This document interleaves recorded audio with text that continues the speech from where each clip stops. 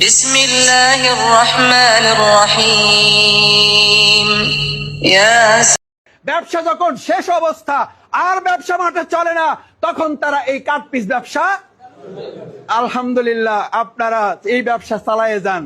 ইনশাআল্লাহ ইসলামী ছাত্র শিবির জামাত ইসলামের বিরুদ্ধে কাটপিস ব্যবসা চালাইয়া আপনারা শেষ হয়ে যাবেন, জামাত ইসলামী ছাত্র শিবির এগিয়ে যাবে। কারণ আমরা যা বলি বুঝে শুনে বলি, আল্লাহর উপরে ভরসা করে বলি। আল্লাহ সঞ্জান কোরআন নাজিলের মাস, কোরআন ইনশাআল্লাহ কোরআন বিজয় না হওয়া পর্যন্ত আমরা স্তব্ধ হব না, নীরব হব না, শান্ত হব না। আমরা ততক্ষণ পর্যন্ত চলতে থাকব যতক্ষণ আল কোরআনের আইন এই সমাজে প্রতিষ্ঠিত না হবে। আল্লাহ আমাদের কবুল করুন। সেই প্রত্যাশা ব্যক্ত করে সবাইকে ধন্যবাদ জানিয়ে, যারা কষ্ট করে অনেক আগে থেকে তোমরা এখানে এসে দাঁড়িয়েছিলা, কষ্ট হয়েছে তোমাদের। ভবিষ্যতে ইনশাআল্লাহ আরো বড় পরিসরে আমরা ইসলামী ছাত্র শিবিরের তরুণ যুবক সম্মেলন করব, কয়েক হাজার ছাত্রদের ইনশাআল্লাহ। সেই সময় তোমাদের সাথে আবার দেখা হবে।